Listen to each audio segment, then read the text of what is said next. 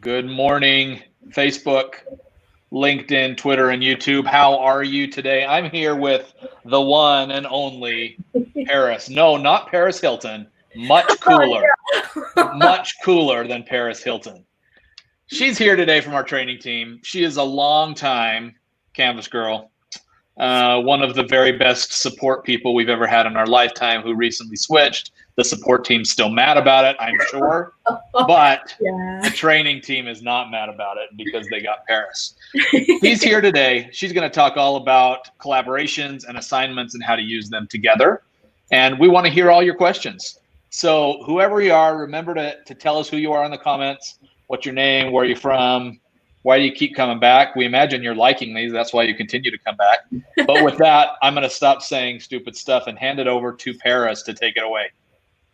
Awesome. Okay. So today I'm going to show you guys kind of how to bring collaborations and assignments together. So typically, well, and by default, collaborations aren't something that are graded in Canvas. So I'm going to show you guys today a workaround how to make your collaboration so your students can go in, still complete their collaborations, and then they can go in, and I'm going to show you guys how to set up an assignment so your students can actually submit whatever it is that they work on in their collaboration to an actual assignment. Therefore, you can make collaborations at that point graded.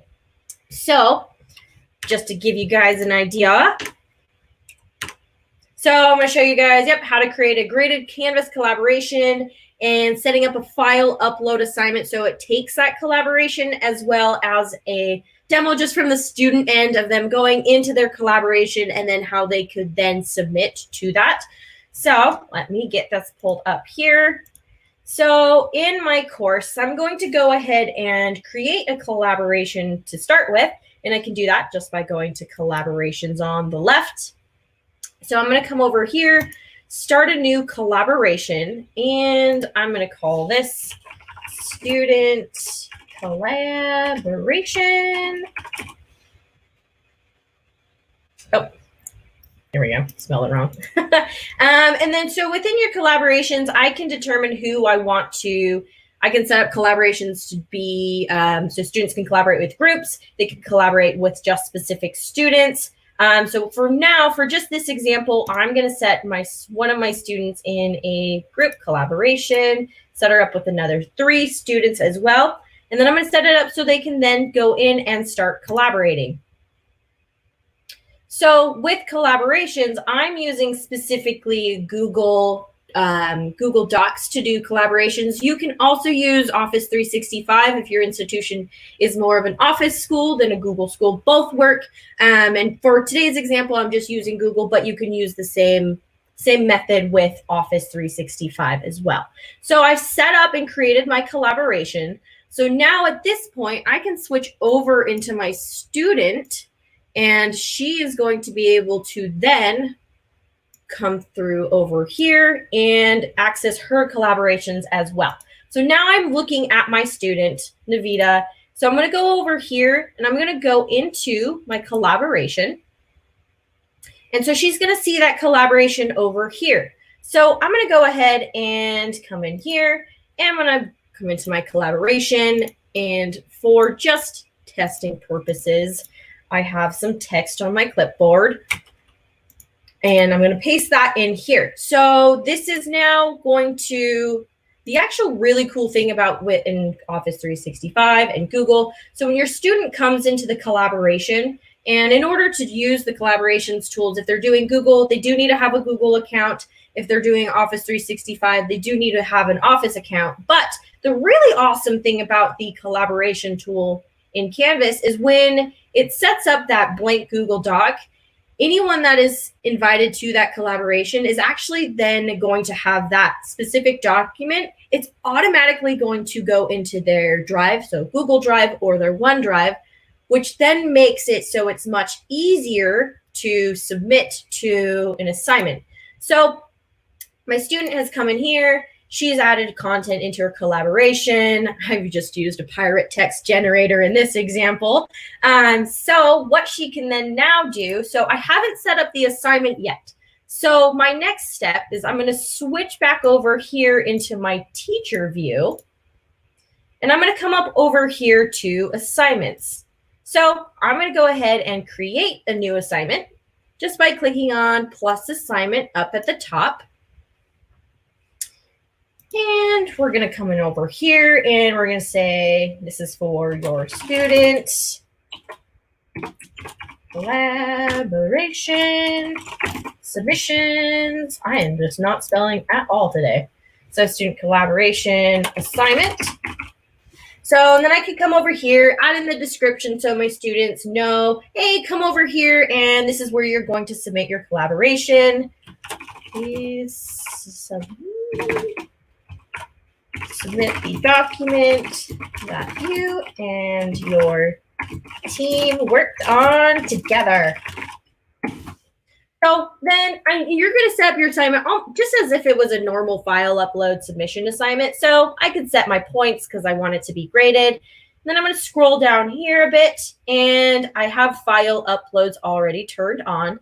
So what I can basically do from here is scroll down to the bottom. I need to make sure that I save and publish. That way my students can actually see the assignment, because if it's not published, they're not going to see it.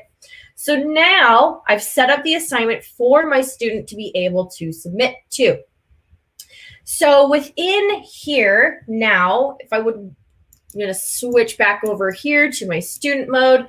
And then just to show you an example within her Google Drive of how that will actually show up there. So the student collaboration that I was then assigned to in Canvas, I mentioned it would automatically go into my Google Drive. So anytime you create a collaboration for your students, it's always going to show up in their Drive no matter what. Even though they're going in Canvas to start the collaboration and then edit it, it's just going to automatically go into their Drive. Fancy Google, or if you're using Office 365, Office Magic. That's a really cool feature of just all these cloud-based softwares. So now my student has this in her Drive and she's ready to submit to her assignment. So I can jump on over here to back into my course. And then I'm going to come over here to where it says assignment so I can find my assignment. And I named it Student Collaboration Assignment.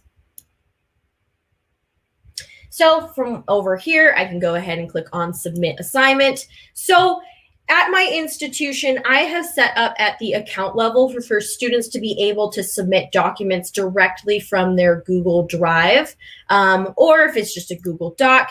I have a couple features on at my school, but either or, both would work. So then I can come over here into my Google Drive, and then I can search for that specific student collaboration. I can click on that. And then from here, I can just go ahead to submit. And if I wanted to add any additional comments, I could. But for me, I have everything all good and ready to go. So I'm going to go ahead and just click Submit Assignment. It's going to let me know it's processing. Cool. And then now it's submitted. So setting up, even though collaborations by default, you may have noticed there is no way when you're setting up the collaboration to make it graded. The only features you get when you're setting up the collaboration is really, what do you want to name it? What's the description, and who do you want to be part of it? So that was a pretty common question we got in support was, how do I want to make a collaboration, but how do I make it graded? So while there isn't the option to just turn on an easy button and make it graded here on the collaborations page, sometimes there's some fun workarounds. So this is a really good workaround to be able to still use your collaborations, but still make it so that's graded, so your students are doing their collaborations and then they can feel like they're actually getting a score for those collaborations. And then just to show you an example of what that would look like for the teacher once the student submits that, I'm going to come down here, my student collaboration. Then I'm going to click on Speed Grader. And then it's going to show up just like a normal submission. It shows up as a docx. I can come in here. I can still annotate that. So if I the annotation tools are awesome. So if you're someone that loves using the annotation tools, you still will have that functionality in Canvas, even though they submitted it as a Google Doc. And you would have that same functionality as well with Office 365. It's just another tool, but same way to do that. But essentially, that's really how you would set up a collaboration to make it graded. Really easy workaround and not a common thing that a lot of people know. So yeah, that's how you set it up. Well, that's awesome, everybody. We've got some questions here, and we've got people from all over. We got the Philippines. We got New York. Not that one's not crazy. We got Thailand. We got Virginia. So thanks everybody for being with us. We got a question here from Tracy. Mm-hmm. Can you take this one for us? Is there some reason to have them upload rather than share the doc link? You could have them share the doc link. That's an option as well. So when you're setting up your assignment, you could do the website URL. But sometimes that might be, a lot of times students don't know how to find their URLs. So that just depends on the student. And if they typically upload files throughout the entire course, just going to submit and then selecting maybe from either file upload or just Google Doc, it might just be easier to kind of keep that same trend for them, but you could do it that way as well. And is there separate copies for grading for people who want individual grading? Yes. So when you set up your collaboration, even though I added my student with a couple other students, she still submitted on her own behalf. If I wanted to, I could set up that assignment instead of just a normal file upload or a normal typical assignment. I could set it up as a group assignment as well. If that point I wanted it to be a group submission. So you kind of have options there. It just depends on if you want it to be group assignment or individual submissions. So the method I showed was individual grading. Awesome. Tracy, hopefully that answered your questions. Erica, it looks like you may have a question for us. Let's go down to Alex. Keep those questions coming. We're happy to stay on for a little bit longer if you have questions. Alex says, can you collaborate beyond Google Docs? It says I can use other Google apps, but doesn't seem to work. You should be able to collaborate beyond just Google Docs. So using their CSV feature. Oh, I can't remember what it's called. But they're Google Sheets. Google Sheets, and you should also be able to use their Google Slides. Those are newer features. But even in that, if you're using those, you should be able to use that. As to why it's not working, I'm not sure. That would be a good reason to put in a support ticket, especially if it's giving you some sort of error. But yeah, you should be able to use Google Apps in those as well, because that'll as soon as you create them, it'll just exist in your drive. Good question, Alex. We did do a whole session on Google recently with one of our friends, Kat Flippin from Georgia. So go back to our instructor page and you can see some more info about that. Diana, hello, my friend. Fun workaround to get a great collaboration. Thanks. Let's go on to Paige. How can I set up an assignment directly from? Whoa. Take that one for me. So for that, I've actually never heard of that tool name. So for a lot of times when it comes to third-party tools. So I'm not sure if they have a tool in Canvas, but if it's an external website, if they set up in a way where their assignments and their content can be embedded into Canvas, and if they offer you like an embed code, you can actually just snag that embed code and then put it on an assignment, put it on a page. So as long as that I